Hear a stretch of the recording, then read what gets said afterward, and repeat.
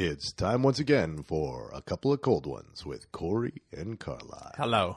How you doing, man? Letty, it's a couple of cold ones with Letty and Squiggy. Hello. Hello, Laverne. Hello, child. A bunch of kids out there like, who's Laverne and Shirley? Oh, God. God, you're making me feel old. Yeah, that's because you are. That's because I'm 25 years old already. Man. Yes, it's hard being 22 again.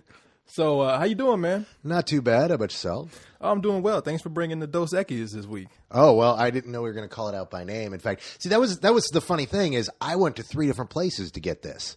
You couldn't find Dos Equis anywhere? I couldn't find beer. You live in a dry neighborhood, dude. What the hell? You live right around the corner from like the coolest beer store in Austin, this place called Whippin'. Yeah. But they close at 10, though. Yeah, see, I didn't know that. I roll up at 10:30. I'm like, oh, it's 10:30. I got an hour and a half before it man, it's close. So I go up to the Exxon. Oh, they don't have beer there. Yeah, yeah, they don't have beer there. Why? Because it's right across the street from a high school. And that's what I was like, oh, duh. Corey lives right across the street from a high school. So then I had to go across the highway.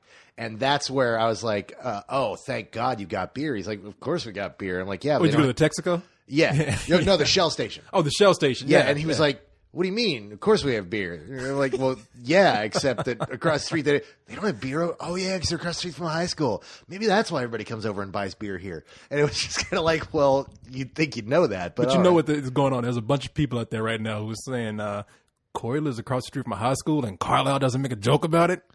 I think I made all the joking I need to make. I think the point that you live across the street from a high school says enough. I know that was a prerequisite before I bought this place. It's like, oh yeah, I'll take it. I don't know. This place is kind of a shitty dump. How could I possibly live in a hello? I know that's underage carpet over there. I'm like Jimmy Stewart in Rear Window every day. Except both my legs, all 3 of my legs work. So anyway, and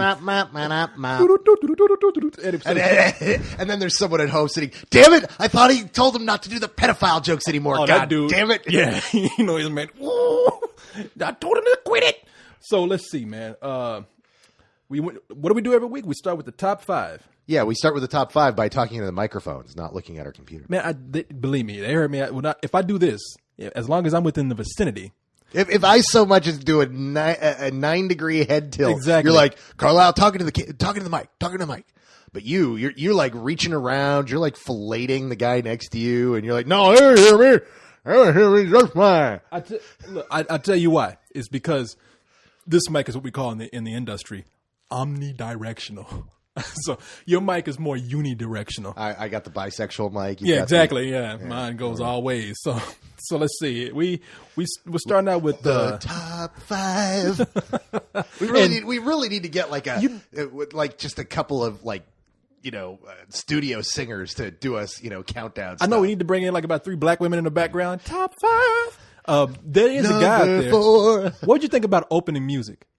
And closing music. There's a guy out there who said Ed Music is his name, by the way. Ed Music. Yeah, exactly. Isn't it Muzik? Exactly, that Ed dude. Music. Yeah, that's right. Music. He is French, you see, because life is shit, and he is Ed Music. Yeah, it's like he had to get all fancy with it and shit. Z's in there and shit. You know what? I kind of like the low budget quality of our. We don't even buy the expensive beer for Christ's sake. I know. Yeah, although we do drink it from a bottle. Yeah, no glasses. I mean, it could be worse. We could be drinking a Pabst Blue Ribbon or some shit. Hey, now, I went up to Minnesota, as you know, we talked about earlier last month. And, yeah. And I get up there and I get to their bar and I'm with my buddy. My buddy comes down here all the time and he's like, I'm going to order a Lone Star because I'm in Texas. It's like, you son of a bitch. That's not what we drink. So he's like, but every time he comes down, he drinks Lone Star. So I go out there and we go to he takes me to his really cool bar. Like I take him to places around here and we go to this really cool place, Suicide Susie's or it's something Susie's. We got a place here called Suicide Susie's. It's something Susie's, whatever it is. That's in Milwaukee, not here. In Minneapolis. Minneapolis. I'm sorry. Yeah, I was about to say. Really cool place. I'm sure there's Minneapolis people out there going, it's called blah, blah, blah Susie's. I forget, but it was a really cool place. And I sit down and they go, yeah, what can I get you, sweetie? And I'm like, I'd like a Pabst Blue Ribbon. And he just looks at me. He's like, you come to my bar and order a Pabst? He's like, you come to Texas and order a Lone Star? Yeah, exactly. You son of a bitch. Lone Star is like, it's not even beer. That's taken from the piss of cows and bulls. I mean, now I wouldn't say. There's probably a Lone Star brewer out there going, that son of a bitch, we brewed a fine product. Yeah. And it's no Shiner Bock. From a bull's dick is what. But anyway, okay. So let's go to number top 5. 5. And number 5, when I checked on Friday, it was number 4, but it sunk down to number 5, and it's The Ruins. The Ruins. Yeah. Oh, man. Number 5. But you liked that movie a whole lot. I did. I was waiting for your review to go up with the co-host. Did it go up this weekend? Yeah, it did. It went up last night. Okay. Yeah. So you always do that stuff on like Saturday night and like Sunday morning. I'm like, forget this. Yeah, I'm no, on Sunday. It went up, man. And it's funny because I probably had as much fun with the movie as you did, but yet I rated it lower. That doesn't surprise me. Because if the movie doesn't have a lot of logic to it, I just can't get into it. The movie had plenty of logic. Okay, now let me ask you something. Okay. How did this make sense to you? Okay. It's a trail, first of all, that a bunch of college kids go to every week. It's supposed to be this hidden temple out in the middle of the deep, dark rainforest or the jungle. But these kids find this structure in less than an hour. No, it took them the better part of the first half of the day. If you find it in a day, come on. You know what I mean? Well, that's because they already knew where it was. They had a map. They were there. It was the guy's brother was doing an excavation there. And see, that's what we were talking about on the review. How is this map so readily available? Did you go to Google Maps and get this thing? No, he had so the map. Easy. He just drew a version of the map for the other people. There were only 2 maps. It's not like there weren't. It wasn't one of those big things like at the end of From Dusk Till Dawn where they like pull back behind the pyramid and there's like 80,000 cars piled up. It was clearly that things didn't go there very often. See, it looked like things went there all the time. No, the only people that were there were him and the previous excavation. Oh, all right. I'm still not buying it, but I see how you could accept that. Logic-wise, it wasn't. But here's one more thing. Just answer me this. Just answer me this one thing. When they get there, these Mexicans just pop out. They jump out the trees. They come from behind the bushes. And if they really didn't want them on that structure, how come they just didn't stop them before they got there? They tried. The little girl and the little boy standing out there saw them, ran off to tell everyone that someone had showed up because people don't show up here every day. They come out with the whole posse and they're like trying to call them and say, get away, get away, get away in the language, but you don't understand what they're saying. And then poof, they're on the foliage and it's like, oh crap, it's all over. We can't let them leave, guys. And that's where the movie takes off. It made tons of sense. I dug the hell out of it, but it's one of those movies that you got to read into. It's a lot smarter than it lets on at first. It looks like I said in my review. At first, I looked at this and I'm like, "There's no way, there's no way this could be good." And then it's like, "Holy crap, this is really fun!" And we had a lot of fun watching that movie. Oh no, I did, but I had fun in the sense of. Oh, this is one of these cheap ass movies I'd watch late at night and have a great time with it. But it was directed very well. But you know what? I still give it full price because you know what? I'd recommend that people go out and pay full price, see it in a midnight movie, have a good time. So I'm disappointed that it underperformed. It sucks when even you guys, the people who liked it the least were still kind of like, yeah, it was a lot of fun though. It wasn't a great movie, but it was fun. And here that movie is number 5 when it probably should have been. It was much fun higher. Watching somebody get their legs broken for about a minute. I can't That was recommend awesome. somebody goes, no, it was. The dude's in the movie, plans to just eat his legs off and there's nothing but bone left. And you got to let's not spoil too much. Because you got to see it. It's a visual. I'm telling people to go see it for this. Oh, they got to break his legs and chop him off. And if you like gore, but this goes back to what I was talking about. I mean, everything, all your problems here, you're like, oh, that was fun, but the logic has me, and that's come on, dude, if a movie doesn't convey it right there on the spot, then I don't think the direction was good in that aspect of pushing the narrative along, where you could actually fill in the blanks. Or the story wasn't written that well, the script wasn't written that well, and I hate that ending in the movie. I won't spoil it for anybody, but it didn't even have an ending. Yes, it did. Nah, not really. Yeah, it did. No, that movie just ended flat. I love the ending, and I love the fact that the ending isn't one of those dun dun dun endings that we've been getting in every horror film. It's like, you see, we can make a sequel. No, this movie ends. It has a definitive ending. No, it doesn't have a definitive ending. Does. But I can't tell why. I can't tell you why. Well, I'll ruin the movie. Once we cut this out, but that's number 5. Disappointing to see it down there. You got to even say disappointing because I know there's some crap above it that none of us enjoyed. No, you know what? There's one movie that I thought probably wouldn't have done as well. But considering what it is, I can see why. But we'll get to that in a little bit. Number 4. See, we don't need singers. We got you. Yeah, I suck. Yeah, we don't need black women back here. We just put some blackface on you and have you sing these songs. Yeah, because that'll go over well with the censors. Well, they can't see you. Mommy! It's only for me. It's for my visual pleasure. Carlisle Jolson. Going to heaven on a mule. Number 4, mammy. So number 4 is Dr. Seuss's, and you gotta put that Dr. Seuss in there. Dr. Seuss's Horton Hears a Who. Horton Hears a what the fuck? He finally fell after being 3 weeks at number 1, 2 weeks at number 1. What do you expect? It's an animated film in this time of year. Every time you put a CG film in this time of year, it does really well because there's nothing else out there for the kids. Yeah, no, I think the movie's already. Come on, show me this goddamn list. I'm trying to get the numbers here. The movie has already. Are you telling me you want the computer to show you the money? $131 million, man. Show you the money. God damn. All right, there, Cuba. That's a rich ass elephant, boy. Horton hears cha-ching, and I'm not surprised. You know what? That was actually, I swear to God, that was the tagline for the first weekend on CNN. They're like, was it? Horton hears cha-ching. Did they say that? Yes. It was like, oh, God. They got that from me. I'm sure they did. I didn't tell you I wrote for CNN, did I? I moonlight there. Yeah, I wrote that. You moon something. Moon you keep fucking with me. Okay, so we talked about Horton Hears a Who every week. It's played out. On. Yeah, exactly. Number 3. Number 3 is, now this is the one that surprised me. Nims Island. Nims Island. That really surprised you that it cracked in there? Because I never know. I could just be out the loop. I don't recall seeing it advertised that much. Do you watch Nickelodeon? Oh, you know what? I don't watch Nickelodeon that much. Would explain it, because I guarantee you Nickelodeon and like Boomerang and things like that are tailored towards kids, that's where the advertising I'm more was. of a Cartoon Network man myself. I know. And watching it during the day, I never saw that much stuff for Nims Island. Also, it's a Fox movie, so I guarantee it was probably all over Fox's afternoon cartoon show. That's true. Fox Walden. It just kind of came out of nowhere for me, and it just didn't seem like the kind of kids movie that people would rush out and see. If the Spiderwick Chronicles didn't open up that strong. Which is unfortunate, because that was a good movie. I don't know why the fuck people want to go see Nims Island. Because it's got everyone's favorite lesbian in it. Abigail Breslin? Well, okay, everybody's second favorite lesbian. Well, we don't know if she's a lesbian or not. She hasn't come out and said. Who? Abigail Breslin, or are you talking about... No, I got pictures of Abigail Breslin kissing somebody. No, Jodie Foster.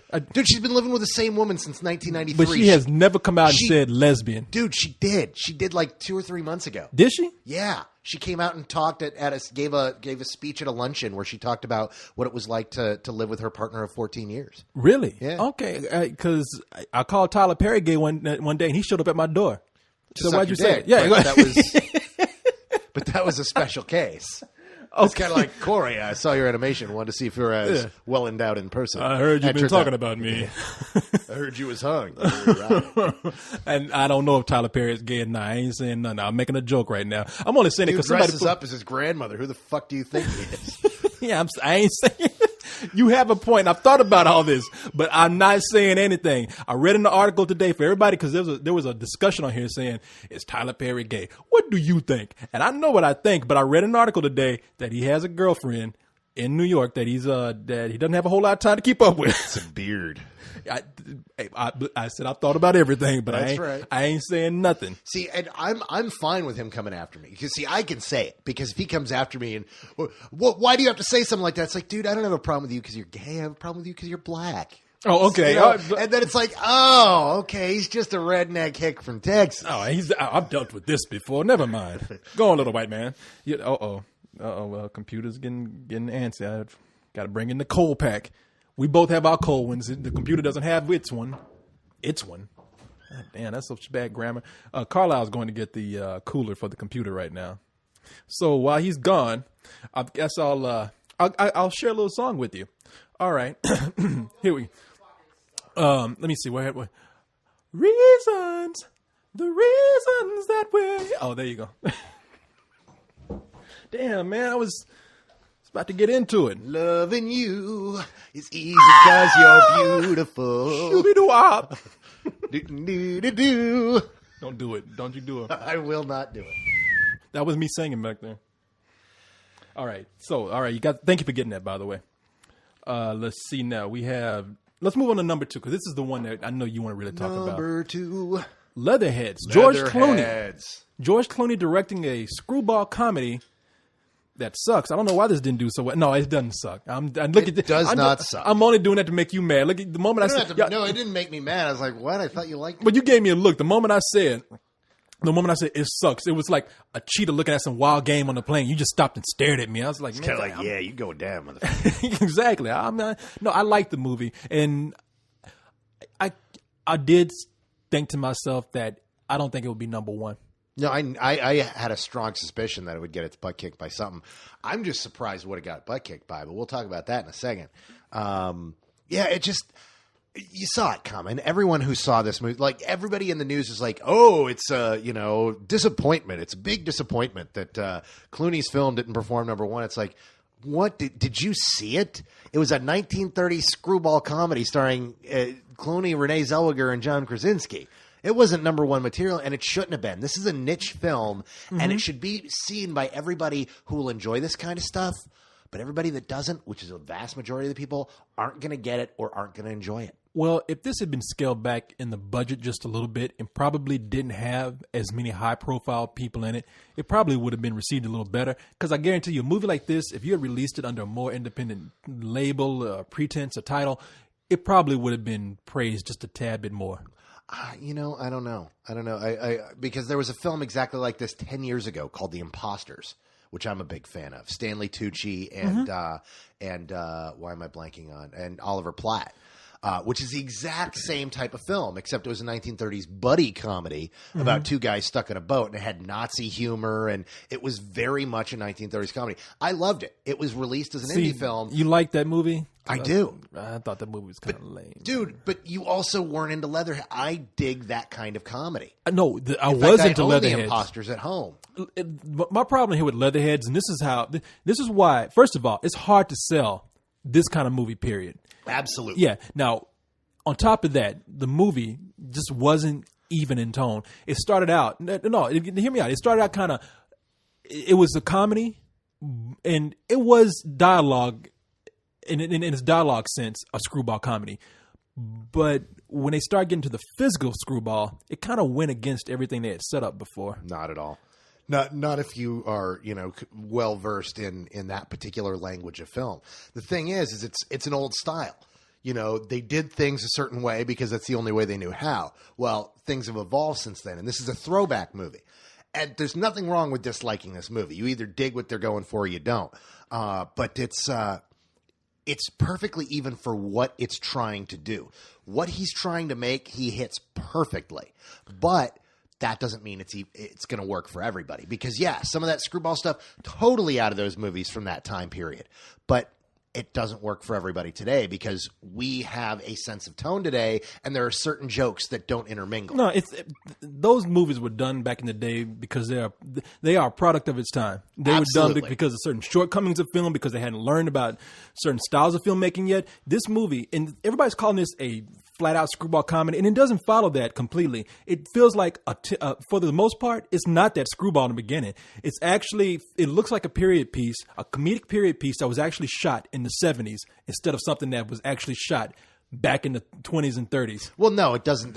Stylistically, how it looks doesn't go back, but it definitely works in the sense of writing and the delivery. I mean, even if movies were like that back then, it's still an uneven tone for today, I think. But the movie was a hard sell to begin with. No, absolutely. I cannot agree with you more than that. Shit, the fact that it was number 2 that's why I don't think it's that much of a disappointment. I was like, you sold this shit? Okay. Dude, you beat out the horror film, and it was a good horror film. So it's well, that's debatable, but dude, you had fun. Did you not have fun? Man, I'm just gonna. You gave it a matinee, right? I had fun because I was laughing at the Killer Plants. I'm laughing at that shit. I can't tell people seriously, man, there's this kick-ass horror movie you got to go see. I can't do that with a straight face. I can say, there's going to be this movie that's coming on. Oh, I'm looking at TV Guide. The Ruins is on 11 o'clock. We're sitting here drunk. Let's watch it. And we're going to have a great time. Dude, I totally disagree. I thought that was a fun movie. But you and I disagree on a lot of shit. You think? If I sit up here and say red, you're going to say blue. That is not true. See, that's what I'm talking about. Look at that right there. God damn you. You totally walked into that shit too. Yeah, no, I was getting mad for it. See, look, you're doing it right now, goddammit. So but look, I don't think you and I disagree. It was an entertaining movie. Yeah. George Clooney, the fact that, because if you hadn't had George Clooney in there, it would have been lower. I'll tell you that much. So, well, dude, no, that is so not true. If it didn't have George Clooney in it, would have never gotten made. In fact, that was one. I've read several articles about that where it's kind of like, yeah, when people first looked at the idea, they were like, yeah, I don't think we can make this. You got to be kidding me. This is box office poison. Wait, George Clooney is going to direct and star? Okay, yeah, well, we'll give it a shot. Shit, the reason why people are saying that because they're like, shit, we'll get a piece of ass just by hanging around George Clooney. That's right. Bring George Clooney in the room. It's a party going on. Clooney's the man. Hell yeah, I want to be George Clooney when I grow up. Shit, I want to be the Black Clooney. I want to be Balloony.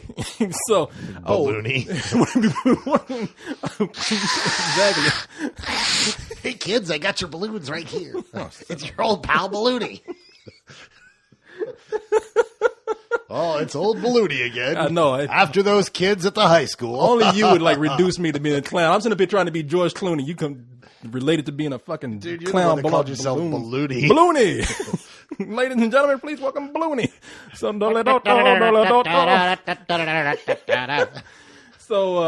let's see. Let's go to. I had some else. Oh, I was going to say the surprise. Oh, the movie. I heard that movie had been 17 years in development. Which one? Leatherheads. That would surprise me. 17. God damn. When they tell you can't get anything done in Hollywood unless you're famous, that's proof right there. Can you imagine that poor bastard that wrote Leatherheads and waited almost 20 years to get this shit made? And now George Clooney steps up and it's just overnight like that. And that dude must be like, fuck. Dude, he's the clownster. Damn. He's far from Balloony. I know. Can I at least get Balloony up in here? So, okay, let's go to number one. The big surprise. How the fuck did this happen? What, 21? Yeah. Dude, this movie held on. Did anybody expect this movie to do this well? No, it's almost hit 50 million. I did not expect that. And I expected it to do well, but I didn't expect it to be on number one. Dude, that's the power of Kate Bosworth for you. Is it Kate Bosworth? It's Kate Bosworth. Are you sure it's not, what's his name? Jim Sturgis? Because Jim Sturgis is the big one. Because he's packing in the crowd. He's the biggest star on that scene right now. Yeah, says the guy who interviewed him. No, I'm sitting here saying that jokingly, but I will tell you this. Don't bust on my buddy Jim like that. You know we're tight. What's that? You know we're tight. Oh, you and Jim? Yeah. Oh, he didn't mention your name when I talked to him. Of course not. He doesn't want to. He doesn't want to talk. He has, I know he has to admit the stories that I've told about you. He's like, yeah, I've heard of you. Yeah, no, I heard Balloony. Yeah, Balloony, mate. Look. I would know Jim Sturgis. I would tell you Kate Bosworth, not Jim. Yeah, I know. I think it's a combination of Kate Bosworth and what's that guy? Even after so long, he can still pull him in. Kevin Spacey. That's right. Yeah, Kevin. Welcome back to film school. I know. Kevin Spacey can still pull people in because when they introduced the movie, they say the Kevin Spacey film 21 is second week in a row at number one, and so I'm like, wow, Kevin Spacey still must really have some Kate pull. Bosworth. Is it Kate? It's Kate Bosworth. Look, did you see her in the film? Oh yeah. Oh yeah, she's back, dude. She's back. But you've always had a thing for Kate Bosworth, dude. Kate is the lady, man. Kate is the lady. You wanted to say man, didn't you? Kate is the man. No, I don't want to say man. I want to say the lady. She is the lady, Kate Bosworth. I don't even know if it's the stars that were in the movie. I think it's just a movie that hit at the right time, and I think it might be the subject matter too. I mean, it's not poker, but it's gambling. Poker's kind of hot right now. Well, I mean, poker's been hot since Rounders 10 years ago. But I mean, no, as of recently, it has gotten very trendy. Yeah, no. No argument. I think honestly, it has to do with the fact that there's nothing else out there. Everybody's dumping Alternaflix. There's a big kids movie, and there's what for everyone else? Did we get a good action film this month? No. Did we get a good big blockbuster this month? No. Did we get a great romances? No. What did we get? We got 21. Yeah, no, and that's you're right. I mean, Leatherheads is great, but it's for a small audience. The Ruins is great, and not everybody wants to see horror. And clearly, springtime horror. No, we're sitting up here treating this shit like it's a science. How did 21 make it to the second week at number one? I believe that the stars aligned themselves and sent a message. I just said it was Kate Bosworth because I just love saying the words Kate Bosworth. But you were right. I mean, looking at what opened up this week, I can tell you, as much as you like The Ruins, Nobody wanted to see it. No, nobody went to saw it. Nims Island, again, a very small audience. Leatherheads, niche. So, yeah, of course 21 is going to be number one again. And I'm not saying Jim Sturgis is the biggest star in the world yet, but I will tell you this. I've gone to so many places and talked about 21 or Across the Universe got brought up, and there was always some girl in the vicinity who would mention, oh, that's that movie with Jim Sturgis. Dude, he's the new Colin Farrell that hasn't fucked everybody yet. I mean, give it time. Well, it's entirely possible. There's a friend of mine. She has the biggest thing for Jim Sturgis to the point where if I saw him, heard about this. Share this story because this is funny. What? What's the story? Wasn't this you that was talking about this? Or was it Cyrus? Because one of you guys was telling me the story about the fact that, oh, I didn't know you were interviewing Jim Sturgis. You should have. That I guess this was. Oh no, that's not the story. That is one of the girls I'm talking about. Though I was at the bar that Cyrus is working at right now, and somebody had asked me, "How did the interview go?" And I was like, "Oh man, Jim Sturgis is cool. He's a cool guy." And then this girl came up from behind the bar. She almost dropped the drinks in her hand. Oh, you talked to Jim Sturgis? I love that guy. I could have taken her home just to say I touched Jim Sturgis. Well, I guess it was Cyrus that told me because he kept running into people who were like, "Wait, Corey got to interview Jim Sturgis. Why didn't you tell me?" Like, because I couldn't have gotten you in the room if I could. He got to sit down with the guy for like 3 minutes before he got the helicopter sign. Yeah, get the fuck out! You're scaring the people. Yeah, no, he's a cool guy, man, and all these girls, like I said, that girl. I might as well have just been Jim Sturgis because I said, I shook his hand. She's like, oh shit, no, I'm tingling. And I want that hand on me now. Exactly. Only my tender 17-year-old body. It was funny because only my hand would have had sex, not me. So I would do. Isn't that like every night, Corey? But now the hand not having sex with me for that night, having sex with actually somebody else. But no, Jim Sturgis is.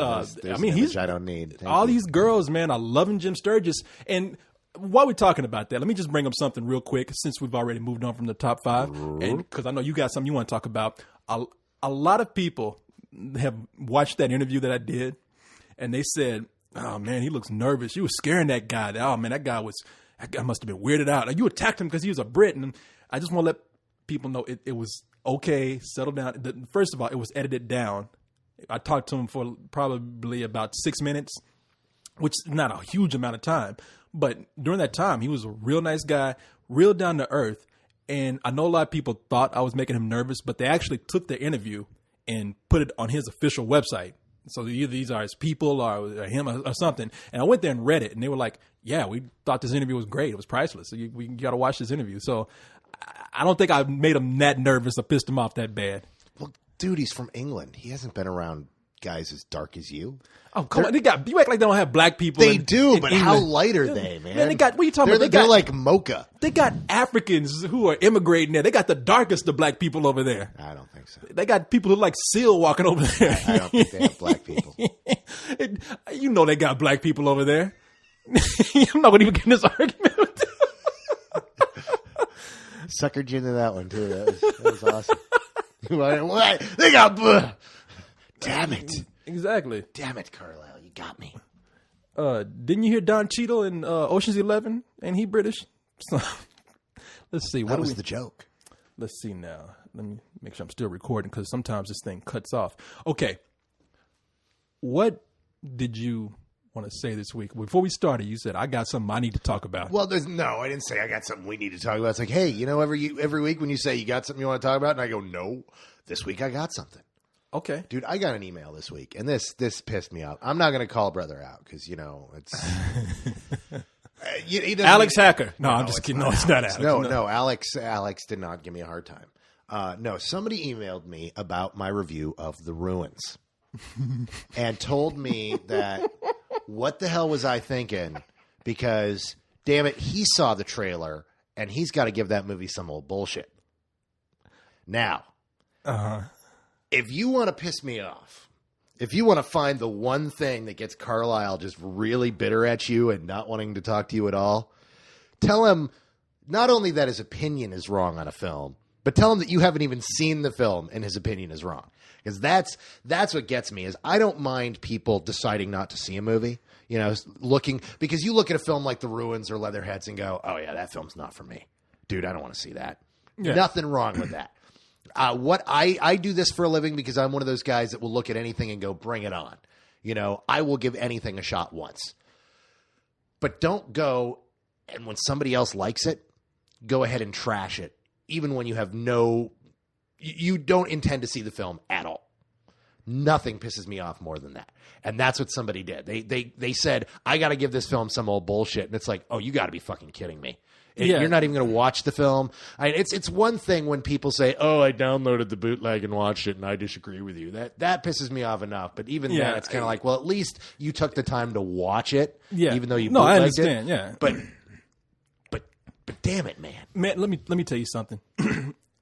It was your turn. Because this person you're talking about, and I'm not going to call him out either, but I will say, you're cool. And him and I, we're real cool with each other. I like this guy a lot. But it took a little trial through fire to get to that point because he actually came to me. I gave a movie a good review, and he threw a fucking fit. That's what he did with me. And it was the opposite for you. You gave something a good review, and he wanted to be negative, so he took his aggression out on you. I gave something a good review, and he even went as far as to tell me, if you don't change that right now, I'm going to burn this site down and nobody will have it. No, he didn't say it, but he's like, I'm going to leave and I'm never coming back. And at that point, what the fuck am I supposed to say? I mean, but I was real cool. I was like, look, man. And I meant it. I was like, look, you don't really know me. You have never met me in person. Some people have a bigger attachment to things than I do. Well, the thing is that this happens to me all the time at one of my other sites where I write. I won't say where, but it's one of those things where I'll write a review and, you know, the review will be a month, 2, 3 months out. And it'll be way before the movie comes out. And people go, no, I saw the trailer. That's a shitty movie. What the fuck do you think you're talking about? What? Wait, you haven't even seen the fucking film and you're going to slag on it? Or, see, at least I understand the people that defend a movie. That when you give a negative review and like, dude, this is a big old piece of shit. I wanted to love this, but it sucked. Dude, you don't know what you're talking about. This movie's going to be awesome. It's going to be the greatest movie since Godzilla 1998. It's going to be awesome. Yeah, and then they walk in and it's Godzilla 1998 and they're like, oh, God. Oh, he tried to warn us. Well, I mean, but at least those people out there. I mean, I'm expecting those kind of remarks all the time. I mean, I give something a good review and some guy comes in, I'll rape your mother, you faggot. And, I mean, people are they're all out there all the time. No. One him's going to be somebody else. You don't need to explain it to me. I'm talking about it for the benefit of those folks out there. Because some people out there might be like that and might not have thought about, oh, you know what? Maybe I really do need to kind of give a movie a chance and talk, see the movie before I could talk about it. Because, the trailer does not sell all. How many movies have we seen where the trailer sucked and the movie rocked, or the trailer rocked and the movie sucked? Yeah, no. You can't, once you do this long enough, I don't even watch trailers much anymore. People are like, oh, what'd you think of the trailer? It's like, oh, I got to go and watch that now. You got to see the movie. Yeah. I'm used to it. I mean, this is the first time I've ever had it be this aggressive. I love VeggieTales. You motherfucker, I stick a fire cut up your dog's ass. I mean, but I know that those people out there, and I know how to handle it. And the people on the site are real cool. So if you just go in and say, look, you haven't seen the movie. We're not always going to think alike. Deal with it and settle down and act like an adult. No. I did that privately, which is why I'm not calling the person out. Okay, this isn't about slamming them. This is about talking to everyone else saying, hey, guys, come on. Yeah. This is your old pal Carlisle here. This is, if I like a movie, I like a movie. If you haven't seen it, shut the fuck up. Seriously, because I don't want to hear it. No. I mean, if you want to say, oh, dude, I really don't want to see that movie, it's like, okay, cool, it's not for you. Unless I'm like, dude, no, give it a shot. Because sometimes I'll be like that. Like, you and I have had those before where you're like, dude, I don't think, no, dude, trust me, go check it out. Sometimes you think I'm right, and sometimes I'm wrong, and, but at least you give it a shot. But I think it's so far after, and this isn't even talking about this guy, because I used to be the same way. I mean, I used to, if somebody didn't like what I liked, what, you fucking stupid? I mean, but now after... Wait, Corey used to be a douchebag? I know. Can you believe that? I mean, and I'm still kind of, Kinda, I'm more douche than bag now, but at this point... You're more douche nozzle than douchebag. No more than douchebaggery. But I'd say so far as even just probably not even a year, I'm resolved to say, these are movies, man. And I don't give a shit, really. There's so much shit going on in the world. Last thing I'm going to worry about is a movie. Get mad at somebody over Transformers, Spider-Man, Shrek. I mean, who the fuck? I got to go home and look in the mirror and like, did I just really argue with somebody about Shrek? Exactly. What the fuck is going on You with do me? this long enough, you get to that point where you're like, really? Yeah, But even, then again, even Shrek is looking at me like, what the fuck were you doing? Then there's, days where I'm just like, well, hell yeah, I argued about Shrek. You thought it was a halfway decent movie, and it was a piece of shit, motherfucker. I remember that conversation. No. And if we recall, I just want to put this out there for the record right now. So there was no more misunderstanding about this. Which, once they hear you bullshit right now, they can go and find the review on the site and watch Shrek again. And they can. See what you have to and say. they can. And I said, if you actually listen to the audio, I lumped all these movies together. And I've said it over and over again. Some of these movies weren't out by the time I did the Shrek review, but at the time of the Shrek review, I said Shrek was the same as Spider-Man 3 and the same as Pirates of the Caribbean 3. Just the summer, and right now, so wrong because Pirates of the Caribbean 3. Not for me. And at this point right now, I would throw Die Hard 4 in there and Transformers. They were all big summer blockbusters. They were meant to be seen on the big screen for spectacle, but as far as being a good movie, nah. So that's my opinion. Except Transformers rocks. Transformers was fun. All of those movies were fun to me, but I didn't think that they were good movies per se. They were all Spider-Man 3 stupid. and Shrek the Third were just awful. Now, see, that's where Leon and Cyrus gonna come in and say they loved Spider-Man I 3. know, and that's what we all like. That was in their different. weird heroin phase. I understand that. The heroin, the blow. You do enough drugs and you stay up for a week and a half straight. All of a sudden, it makes sense that Spider-Man 3 might be a halfway decent like movie. smoking that crack and Leon in there. God damn, a black Spider-Man. That's some shit. I've been waiting on this for years. That's right. This First Darth Vader and now Spider-Man, bitch. We blacks are back. So, yeah, it was all racial. Padme, no! God damn it. So, let's see. The one black man we've got. Oh, speaking of movies that I think are great and I think everyone should see, you know what I'm going to say. No, I don't. That movie Wreck, not W-R-E-C-K. See, you're talking about this. And you know what? R-E-C. I got an email about that this week, too, and I had to tell somebody. They're like, I'd really like you to see Wreck when you get a chance so we could hear your opinion on it. It's like, yeah, I'll see it when it comes out. Oh, well, go ahead and talk to one of the guys because they've got a copy. And it's like, I'm not going to watch a bootleg of this movie, dude. See, I don't mind. I don't care about watching a bootleg because the movies, there's no release date for it here. It is coming out here. But we don't know when. I mean, they haven't said. They don't, and I'll watch it. Then watch an import. They're making the remake right now, which will be out in October. So you know what? I don't want to see that. And a lot of people are still saying, and a lot of people like said, I haven't seen this movie. I don't know anything about it. And like, well, I'm really not hurting this movie by watching this bootleg and then telling people about it. Is actually doing the movie a big service because I'm going to tell you this people. But I don't. You know what? I don't want to watch it in a computer digitized file. I want to watch it. I either want to see it on a DVD and watch it on my system, or I want to, see it in a theater. I want to see it where I can, really enjoy it. Sitting down in front of the computer. Well, does your DVD player play DivX? Because if it does, no. One of the guys watched it on their big screen television, and even my friend in Colombia. I don't want to say his name right now because I don't think he wants me to. But he told me, he said, yes, put this on a DVD and watch it on your big screen TV. And I was like, wow. Wow, really? People from Colombia sound like they're from Africa. They do. But did I say Colombia? I meant Zimbabwe. Watch it on your big screen TV. He lives. That's not Zimbabwe. You're channeling the Eddie Murphy from Coming to America. Actually, it sounded more like what's his nuts from Last King of Scotland. Oh, it does. Forrest Whitaker. No, okay. I don't want to say anything. Carlisle, you are my greatest friend. Watch it on your big screen TV in America. Okay, Idi Amin's not dead. He's actually hidden somewhere, and he actually told me to watch Wreck, and that's why I didn't want to say his name, but that cat's out the bag now. He loved all the people eating. Yeah. He just dug the shit out. If there was any guy that loved horror, it's the guy that ate people, which was a myth, by the way. But he's still alive. He said, Cody, my friend, watch Wreck. It's the greatest movie. And from Colombia. But you can watch. Yeah, he's hiding in Colombia right now. No, seriously, man. I mean, I have serious issues with this bootlegging thing, man. Yeah, like I said, I don't. You know what? I actually saw finally they finally gotten on the right track with these DVD bootlegging commercials.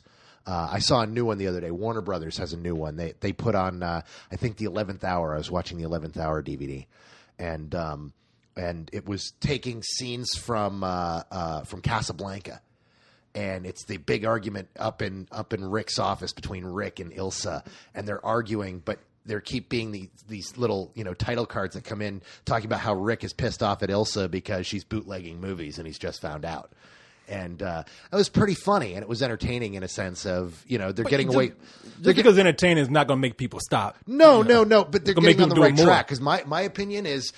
They took the wrong tack with this because I hate the commercial. God, do I hate that? Well, you're commercial. taking my kids are starving because you're bootlegging. No, not that one. It's the da da da da da da da da da. You wouldn't steal a TV. You wouldn't steal a handbag. You wouldn't steal a DVD.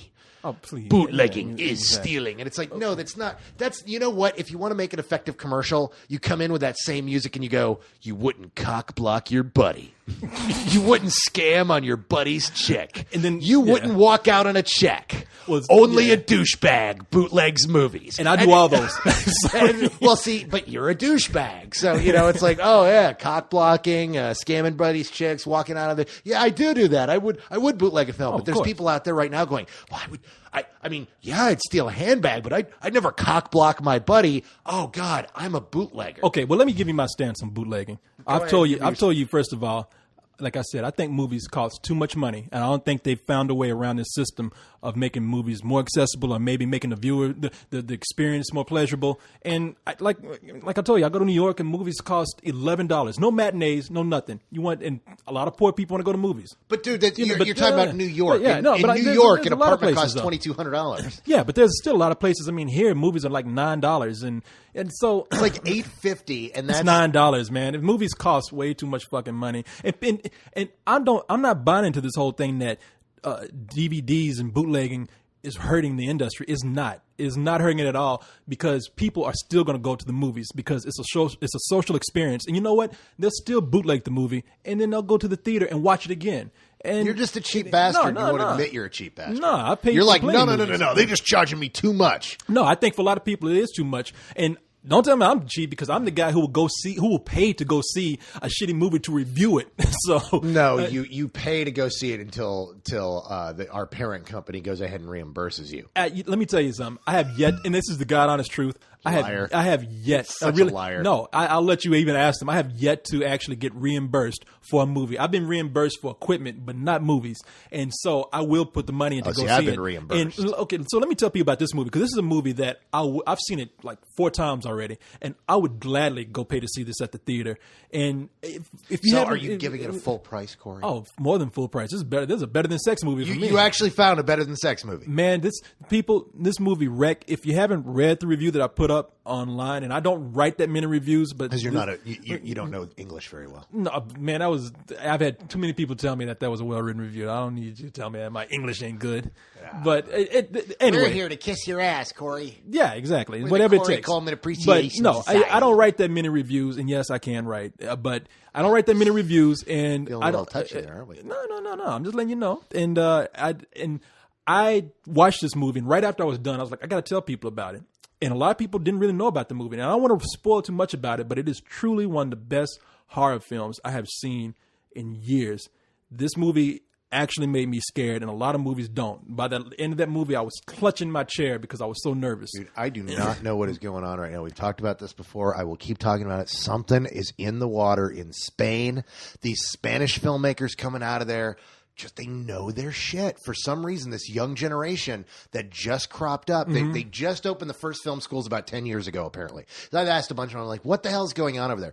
10 years ago, the first film schools in Spain opened, and those guys started getting work in commercials, started doing other stuff, and now people in Spain are investing in film, and they're coming out with stuff like Wreck and The Cold Hour and Backwoods. I haven't even seen Time this movie. Crimes. Cold Hour and Backwoods. I'd love to see them because I've got some screeners that I can lend you. Oh, let me watch them because I like The Orphanage. Wasn't as crazy about it as you guys, but I did respect it. I was like, this is a well-made movie. Very well made. This movie, though, it rocked me, man. I'm terrified of this remake. I want to see the original first. And hey, man, and I don't mind if this is in. regardless of what you and I think about bootlegs, this is one case where I think it has been true to their advantage to have this thing circulating, because it really is helping to spread the word about this film. And I don't know what to tell you. If you can watch the DVD, tell people about it, then go see it in a movie theater, because I can guarantee you watching it at home in the dark is a great experience. And then when you're done and you know what to expect, go and watch it with a theater full of people, men and women, especially the men, these big old men, it's because you're going to see people just scared. And so that's it. And I wish I could remember the filmmaker's name, but the movie's REC. American remake coming out called Quarantine.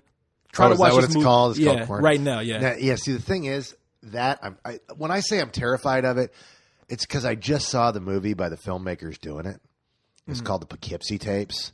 And it was really hyped up. It did halfway decent at a couple of film festivals, and it played at Butt-Numb-a-thon, and it just killed Butt-Numb-a-thon. It was the beginning of the end of that evening, and it was one of those things where a couple of reviews went up and they were negative, and it got out of hand. But eventually, what happened was everybody who hated the movie just started hammering reviews all over the place, and people started going, oh wait, maybe God, this movie's bad. And then all of a sudden its release date got pulled. And I you know what, I hate the idea of killing a movie, but by the same token, it was not a good movie. I mean, I watched it and thinking about everyone I've been talking to that's seen it for 6 months, they keep every time somebody sees it, dude, have you seen Wreck? And I'm like, no, I haven't seen it yet. And they're like, oh my God, dude, I have not heard a single mediocre thing. No, you won't. I mean, you will, but you hear from people who have listened to people like me, and either they're going to want to be against the grain or they're going to be too hyped up. And I'm trying not to hype people up too much, but I'm really trying to give respect to the filmmakers. And what's killing me is that I'm hearing this from people who are suffering from zombie fatigue. Like, people who are fed up with fucking zombie movies love the hell out of this zombie movie. No, even when I was watching it, it took me a while to get into it. I was like, okay, what show me something I haven't seen already. And all I would say is this: Diary of the Dead.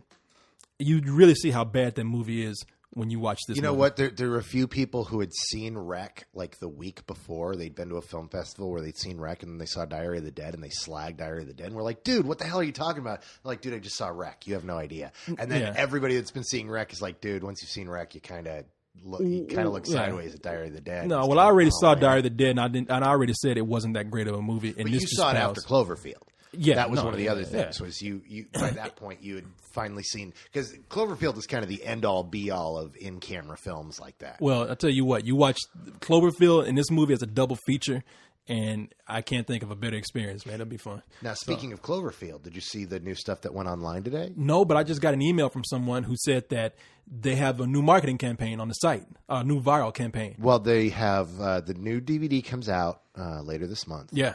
And it's got 2 alternate endings, and both of those alternate endings are on YouTube.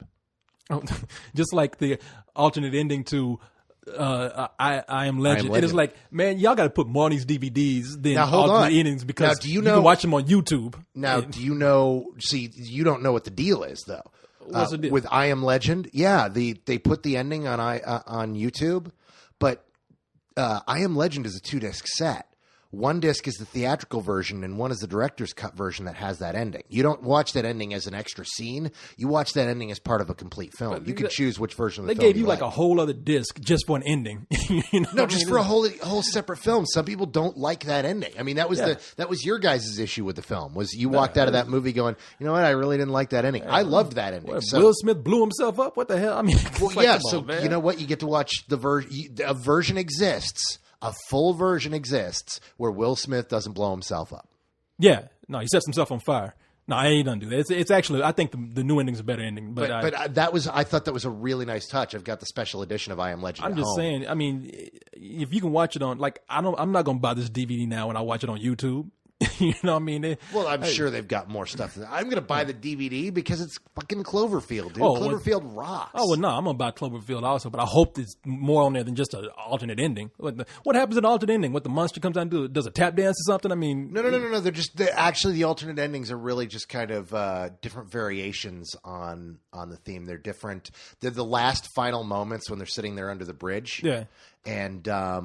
things go down a little differently each time. And the monster picks up a camera and starts talking to it. No, it's actually alone. It's the same stuff you're familiar with. It just happens differently. There's one version where Well, I'm not going to spoil it, but there's slight differences. But if you know the film well, they're kind of big differences. Hey, I don't know what time we actually started, but I want to get in something before let's wrap this up. Let's helicopter it. And you know what it is. Do I? Yeah. What's the biggest thing that probably happened this weekend? Oh God. Oh, see, now you're going to depress me. Charlton Heston. I know, dude. Oh, I quote Charlton Heston like every day of my life. It's so depressing that he passed. Well, he was 84, man. Dude, we never saw it coming. I mean, God, first Heath Ledger, now Charlton Heston. I mean, geez, I mean, he had so much ahead of him. He had so much light. Okay. He had so many more films. I was about to say, dude was like fucking. He was lucky to be alive as long as he was. You know, for me, the final Charlton Heston has been dead to me for a long time, and not like you're dead to me. It's when I saw just how far gone he was as an old man when his mind was gone. Michael Moore like ambushed him on Bowling for Columbine. You kind of look at him and you're like, dude, he's not 100%. He's not firing on all cylinders now. He's an old dude. He's one of the. He's a great old dude, but he's an old dude. Well, I will say this, and this is something I learned about Charlton Heston early on because I used to talk shit about him because of his involvement with the NRA. But after reading about him more, he walked in the Civil Rights March, back in the '60s, he's one of those old school Republicans that believes in the original, the Bill of Rights. It's like you protect them all. But he would talk out of his ass about certain things, and I know people. I'm not right now trying to start a discussion about affirmative action, but he would rail against affirmative action, and he had a lot of points fucking wrong. The whole thing of any man can pull himself by the bootstraps. Let's not argue on. No, I'm not arguing. I'm just saying. I'm saying myself. I disagree with him on a lot of things. And then I thought back and I was like, God damn, this dude did a lot of stuff that was part of my childhood growing up. That dude's an icon to me. You know what one of my favorite things he ever did? Did you ever see the 25th anniversary of Saturday Night Live? No. Oh my! First of all, the 25th anniversary of Saturday Night Live is it's on VHS and DVD. It's worth finding and checking out just because it's a great show. They got back everybody but Eddie Murphy practically to come out and do bits. I got Charlton Heston to take his place or something? No, Charlton Heston in the 70s wrote a letter to NBC about how offensive he found Saturday Night Live to be and how awful it was and how he would be happy to see the show gone because it wasn't going to last very long. And he wrote this big letter, signed Charlton Heston. And for the 25th anniversary, Charlton Heston came onto the show and read that letter aloud. And it was a thing of beauty. He was a cool dude, man. I mean, I'm just thinking back to my childhood and I'm thinking, man, how many things I look forward to that had Charlton Heston. Get your hands off of me. Well, that was damn dirty ape. Nah, but before that, when I was a kid, every Easter, I used to look forward to the Ten Commandments, forward to him parting the Red Sea, man. And then I would look forward to him. You're right. Only Charlton Heston could play both the most famous Jew in the world and a Mexican. Well, yeah, that's what I was going to say. He was in one of my favorite Orson Welles movies. He looked like somebody who just had a bunch of shit on his face trying to play Mexican. But it was Touch of Evil was the movie. Yep. And then, of course, as you say, Planet of the Apes. He's out there fighting the monkey man. But Soylent Green is people. I was just about to say, people. Even his shittiest movies, man. He was great. Yeah, he made quotes out of them. I mean, and let's not forget, even with him becoming more and more conservative as he got older, he was kissing that sister in Omega Man. So he's... Well, I mean, there's a difference between being conservative and being a racist. I mean, come on, man. I didn't say he was a racist, but I think he was just kind of ignorant in his politics as he got older. Well, no, let's not argue about politics. No, I'm not arguing about politics. No, I'm not arguing about politics at all. I'm just saying that, like I said, I disagreed with him on a lot of things, and I thought he was kind of a prick as I got older. But then, upon reflection, I mean, I did this a while back. You kind of earned the right to be a prick, though. Once you get to that age, you've earned it, and that dude earned it. Come on. I'm just wondering how many jokes there's going to be now where, like, people are saying, a quote where he says, if you want to take my rifle, you can pry it from my cold, dead hands. And people are like, well, we can do that now. See, that would have been that should have been the tagline on CNN is, liberals go to Charlton Heston's house to get his rifle. Yeah, exactly. I wonder if he was on his deathbed and just had one moment of clarity. He's like, oh, fuck, I shouldn't have said that. So, no, I mean, for whatever I thought about Charlton Heston as he got older, I have all these great memories of him as a kid, and just he's been an icon in my life. I mean, the guy's a legend. I mean, come on. And he even did some stuff when we were adults that was great. That great bit he did in Hamlet, the 1996 Kenneth Branagh, where he played the player. I mean, there's a lot of movies that he's in earlier, later, like True Lies, and he even did like funny stuff like Wayne's World 2. Wayne's World 2 is one of my favorites, where it's like, I know this is a small part, but can we get somebody better? And then here comes Charlton Heston. I remember Mayberry Street. And it's dude, that is one of the most awesome walk-ons of all time. No, he was a cool dude, man. Even the intro he did for Armageddon. No matter what you think of Armageddon, you listen to that intro with Charlton Heston. Like 65 million years ago, a single asteroid destroyed. They should have got Morgan Freeman. But they got Morgan Freeman for everything after that. Once Charlton Heston, retired, they got Morgan Freeman, and it was like, but Morgan Freeman couldn't have done that because Morgan Freeman was busy being president when the asteroid. Yeah, another astronaut movie. Should have did double duty. Again, let me have one more before we get out of here. No, but I'm just going to sit up here. And goddamn you, having trouble with your beer. You'll have to pry this beer from my cold dead hands. I just want to give a little shout to Heston. Little chink right there. Dude, God bless you. Man, talking about racist. I didn't realize what I was saying. A little chink right here. So, dude, if there is a heaven and there is a God and there is a Jesus, no matter what you believe, Charlton Heston's fucking there. Yeah, I bet he's fucking somebody there. He's Charlton Heston. He's up there. It's like, dude, you read the Bible. You're in 10 Commandments.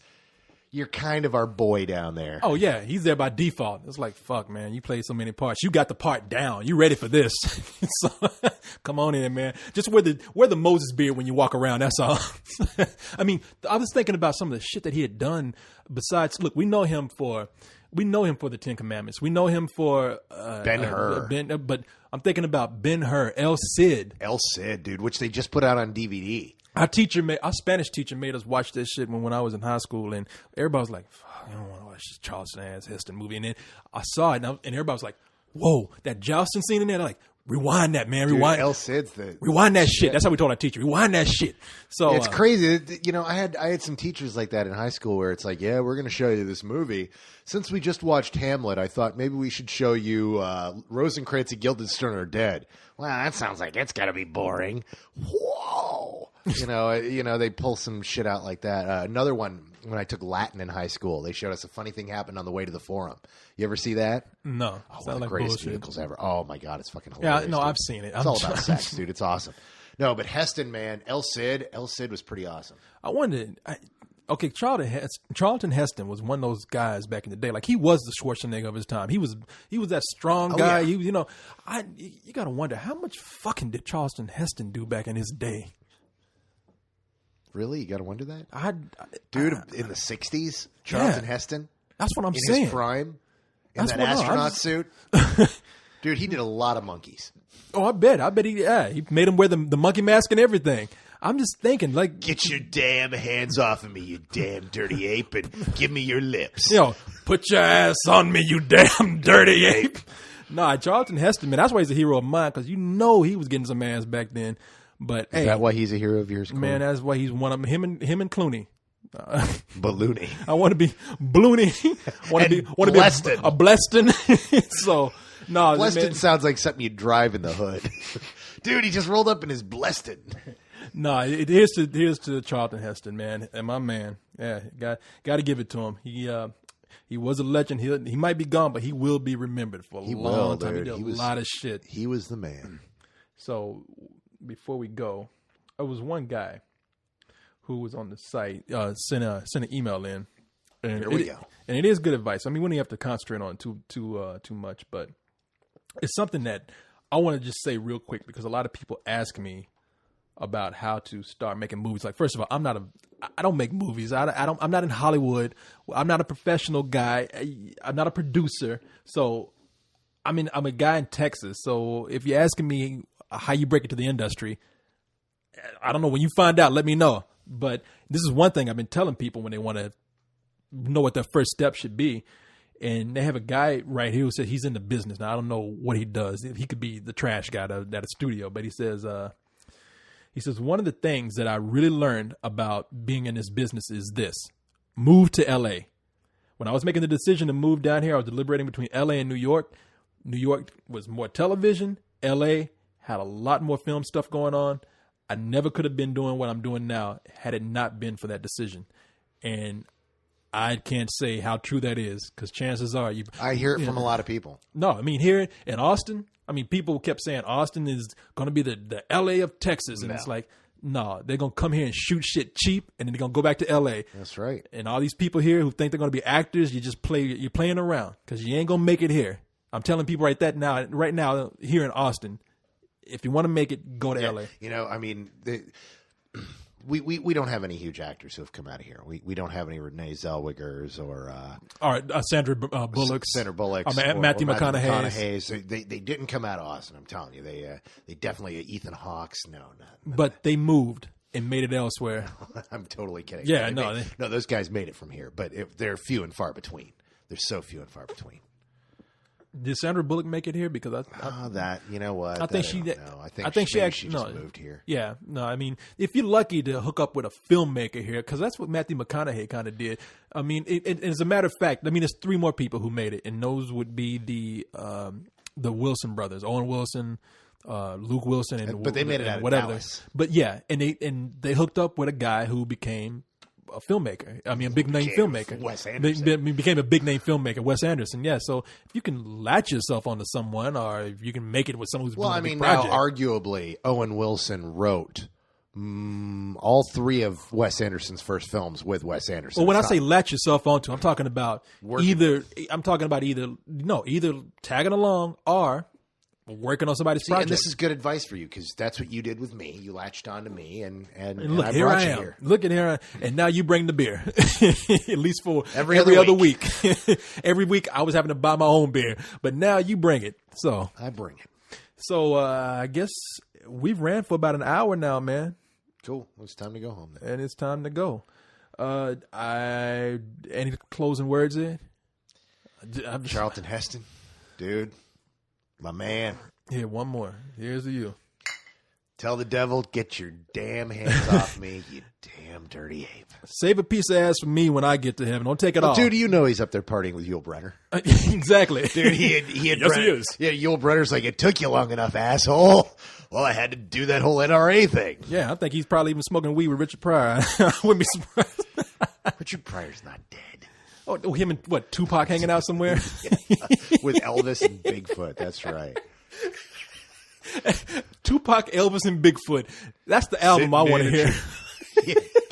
See, you know what? The way things are right now, they would do an Elvis.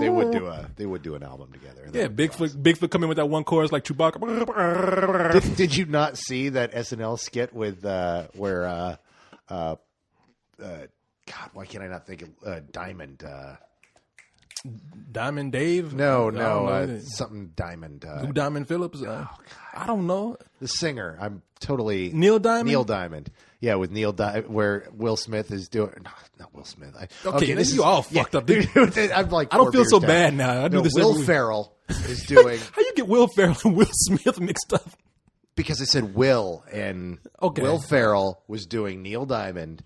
where Neil Diamond did an album on shrooms with Bigfoot. And it's like one of the funniest things Will Ferrell's ever done. Let me guess. Will Ferrell was Bigfoot. No. Will Ferrell was playing Neil Diamond. Oh, he did a whole series of Neil Diamond bits. Will Ferrell's hairy enough to be a goddamn Bigfoot. Anyway, we're supposed to be going out here. And I see what you made me do. You made me talk about Will Ferrell. I was ready to go. Well, then let's go. Okay. All right. So this has been A Couple of Cold Ones with Corey and Carlisle. Good night, everybody. So sexy. So sexy. I think you need a back rub.